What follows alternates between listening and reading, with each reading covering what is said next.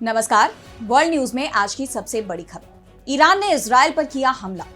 Israeli कार्रवाई को लेकर ईरान पहले से ही गुस्से में था और अब ईरान ने इजरायल पर मिसाइलों से हमला किया है। साथ ही चेतावनी भी दी है कि अगर इजरायल ने हमला किया तो ऐसा पलटवार होगा कि इजरायल याद रखेगा। इसी बड़ी खबर पर हम करेंगे बात, लेकिन आगे बढ़ने से पहले देखते हैं हेडलाइंस। बांग्लादेश ने पाकिस्तान से दोस्ती के लिए रखी शर्त, 1971 में किए गुनाह के लिए माफी मांगे पाकिस्तान। अमेरिका को भारत ने दी सख्त नसीहत, दूसरा जवाब दे तो बुरा नहीं माने अमेरिका। चलते चलते बात माउंट एवरेस्ट की बढ़ती ऊंचाई की। अब विस्तार से बात आज की बड़ी खबर की। दुनिया तीसरे विश्व युद्ध की तरफ बढ़ती दिखाई दे रही है। मिडिल ईस्ट में बड़ी जंग का आगाज हो गया है। जंग का दायरा तेजी से फैलता जा रहा है। गाजा पर इजरायली हमले से शुरू हुई लड़ाई लेबनान, यमन और ईरान तक पहुंच चुकी है। शुरुआत इजरायली हमले के साथ हुई तो अब ईरान ने करारा पलटवार किया है और इसी के साथ ईरान ने इजरायल के खिलाफ नया मोर्चा भी खोल दिया है। ईरान ने इजरायल पर मंगलवार रात 180 बैलिस्टिक मिसाइल दागी। ईरान का दावा है कि उसकी 90% मिसाइलें टारगेट पर पहुंची, तो दूसरी तरफ इजरायल ने अधिकांश मिसाइलों को हवा में ही नष्ट करने का दावा किया है। इजरायल की तरफ से जो वीडियो फुटेज जारी किए गए उसमें साफ है कि ईरान ने मोसाद हेडक्वार्टर, नेवातिम एयरबेस और तेल नोव एयरबेस को निशाना बनाकर हमला किया था। ईरानी हमले के बाद इजरायल के प्रधानमंत्री नेतन्याहू को सुरक्षित बंकर में पहुंचाया गया। इजरायल पर हमले के बाद ईरान ने कहा कि अगर इजरायल ने इसका जवाब दिया तो वे पलटवार करेंगे। ईरानी राष्ट्रपति मसूद पेजेश्कियान ने कहा कि हमने इजरायल की आक्रामकता का जवाब दिया है। ये ईरान के हितों और नागरिकों की रक्षा के लिए जरूरी था। ईरान ने कहा है कि ये तो अभी हमले की शुरुआत है, आगे और भी हमले किए जाएंगे। अगर इजरायल इस अभियान का सैन्य तरीके से जवाब देता है तो उसे और भी कठोर जवाब का सामना करना पड़ेगा। ये हमला हानिये और नसरअल्लाह का इंतकाम है। इस बीच खबर ये भी आ रही है कि ईरान ने अपने हवाई क्षेत्र को बंद कर दिया है। बता दें कि हाल ही में इजरायली वायुसेना ने लेबनान में हमला कर हिजबुल्लाह चीफ नसरअल्लाह की जान ले ली थी। इससे पहले इसी साल जुलाई में ईरान दौरे पर आए हानिये को भी इजरायल ने बम लगाकर उड़ा दिया। हानिये ईरान के नए राष्ट्रपति के शपथ ग्रहण समारोह के लिए पहुंचे थे, जिसके बाद ईरान ने बदला लेने की कसम खाई थी और अब 180 मिसाइलों से हमला भी कर दिया है। ईरान के हमले के बाद प्रधानमंत्री नेतन्याहू ने कहा कि ईरान को भारी कीमत चुकानी पड़ेगी। इजरायली डिफेंस फोर्स IDF ने कहा है कि हम ईरान को छोड़ेंगे नहीं, इन हमलों का जवाब जरूर दिया जाएगा। इसके लिए वक्त और जगह हम खुद चुनेंगे। दावा किया जा रहा है कि इजरायल ईरान की न्यूक्लियर साइट को निशाना बना सकता है। वहीं इजरायल पर इस हमले के बाद अमेरिका में राष्ट्रपति जो बाइडेन और उपराष्ट्रपति कमला हैरिस ने नेशनल सिक्योरिटी टीम के साथ बैठक की। इसके बाद बाइडेन ने सेना से कहा है कि वो ईरानी हमलों से इजरायल की रक्षा करे और इजरायल की तरफ दागी गई मिसाइलों को मार गिराए। अब चिंता इस बात की है कि अगर इजरायल ने ईरान पर पलटवार किया तो इसका नतीजा क्या होगा। ये दावे तो पहले से ही किए जा रहे हैं कि ईरान और इजरायल के बीच लड़ाई में अगर अमेरिका बीच में आएगा तो युद्ध का दायरा बढ़ जाएगा, क्योंकि रूस और चीन की तरफ से जो संकेत मिल रहे हैं वो बेहद डराने वाले हैं। रूस यूक्रेन युद्ध में ईरान ने रूस का खुलकर साथ दिया है। ऐसे में कहा जा रहा है कि रूस भी इजरायल के खिलाफ ईरान का साथ देने की तैयारी कर रहा है। रूसी राष्ट्रपति व्लादिमीर पुतिन ने सुरक्षा मामले की बैठक बुलाई थी और इस बैठक के कुछ ही देर बाद ईरान ने इजरायल पर हमला कर दिया।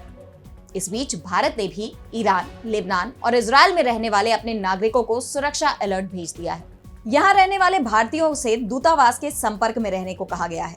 अब बात पाकिस्तान और बांग्लादेश के बीच बदलते रिश्ते की। जब तक शेख हसीना बांग्लादेश की प्रधानमंत्री रही, पाकिस्तान और बांग्लादेश के रिश्ते ठंडे पड़े रहे। लेकिन शेख हसीना के तख्ता पलट के बाद पाकिस्तान बांग्लादेश में अपने लिए मौका देख रहा है। लेकिन बांग्लादेश की एक शर्त इसमें आड़े आते दिखाई दे रही है। दरअसल बांग्लादेश की अंतरिम सरकार में विदेशी मामलों के सलाहकार मोहम्मद तौहीद हुसैन ने कहा है कि बांग्लादेश पाकिस्तान के साथ अच्छे संबंध चाहता है, लेकिन हम 1971 को भूलने के लिए तैयार नहीं हैं।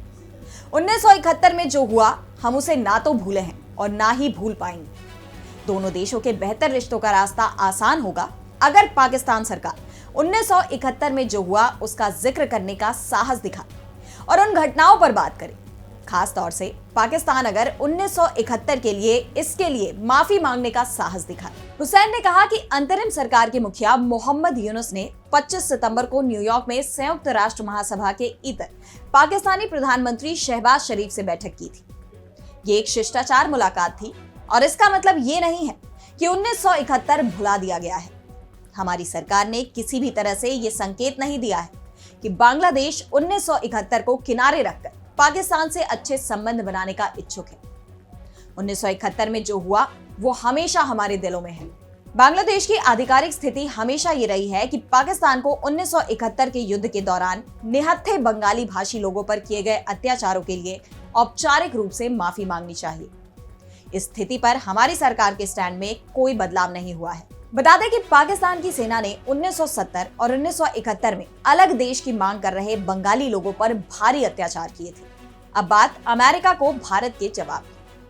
अमेरिका की तरफ से दुनिया के सभी देशों को नसीहत दी जाती है, उनके आंतरिक मामलों को उठाया जाता है। लेकिन जब कोई देश अमेरिका के अंदर किसी मामले को उठाता है तो अमेरिका का जवाब होता है कि किसी को हमारे आंतरिक मामले में बोलने का हक नहीं है। और अब अमेरिका के इसी जवाब पर भारत ने तीखा तंज कसा है। भारत के विदेश मंत्री एस जयशंकर ने अमेरिकी think tank Carnegie Endowment for International Peace में एक सवाल के जवाब में कहा कि जब भारत अपने आंतरिक मामलों पर अमेरिका की टिप्पणियों पर प्रतिक्रिया व्यक्त करता है तो उन्हें बुरा नहीं मानना चाहिए। ऐसा नहीं हो सकता कि एक लोकतंत्र को दूसरे पर टिप्पणी करने का अधिकार हो और ये कहा जाए कि वैश्विक स्तर पर लोकतंत्र को बढ़ावा देने का हिस्सा है। लेकिन जब दूसरे ऐसा करते हैं तो ये विदेशी हस्तक्षेप बन जाता है। विदेशी हस्तक्षेप है, चाहे वो कोई भी करे और कहीं भी हो। आपको टिप्पणी करने का पूरा अधिकार है, लेकिन मुझे भी आपकी टिप्पणी पर टिप्पणी करने का पूरा अधिकार है। इसलिए जब मैं ऐसा करता हूं तो बुरा नहीं मानना चाहिए। अमेरिका को नसीहत देते हुए जयशंकर ने कहा कि अब चीजें पहले जैसी नहीं रह गई हैं। दुनिया अब एक ध्रुवीय नहीं रह गई है। अब एक वैश्वीकृत युग में जहां वैश्विक एजेंडे भी वैश्वीकृत हैं, ऐसे पक्ष हैं जो न केवल अपने देश या अपने क्षेत्र की राजनीति को आकार देना चाहते हैं, बल्कि पूरी दुनिया पर असर डालते हैं। सोशल मीडिया, आर्थिक ताकतें और वित्तीय प्रवाह आपको ऐसा करने का अवसर देते हैं। आप विमर्श को कैसे आकार देते हैं, ये आपका काम है। अब चलते चलते बात माउंट एवरेस्ट की बढ़ती ऊंचाई की। यूनिवर्सिटी कॉलेज लंदन (UCL) के शोधकर्ताओं ने कहा कि 75 किलोमीटर दूर अरुण नदी बेसिन में भूस्खलन के कारण दुनिया की सबसे ऊंची चोटी हर साल 2 मिलीमीटर तक बढ़ रही है। एवरेस्ट सामान्य ऊंचाई से 15 से 50 मीटर अधिक ऊंचा है। रिसर्च करने वाले एडम स्मिथ ने BBC से बात करते हुए बताया कि ये जहाज से लदा हुआ माल फेंकने जैसा है। जहाज हल्का हो जाता है, इसलिए थोड़ा ऊपर तैरता है, और इसी तरह जब क्रस्ट हल्का हो जाता है तो ये थोड़ा ऊपर तैर सकता है। वैज्ञानिकों का कहना है कि 4 से 5 करोड़ वर्ष पहले भारतीय और यूरेशियन प्लेटों के टकराव के चलते हुए दबाव ने हिमालय का निर्माण किया है। प्लेट टेक्टोनिक्स के चलते हिमालय की ऊंचाई लगातार बढ़ रही है। नेचर जियोसाइंस में प्रकाशित शोध में कहा गया है कि ऊपर की ओर धकेलने वाला ये बल एवरेस्ट और दुनिया की चौथी और 5वीं सबसे ऊंची चोटियों लोत्से और मकालू समेत दूसरी पड़ोसी चोटियों के ऊपर की ओर बढ़ा रहा है।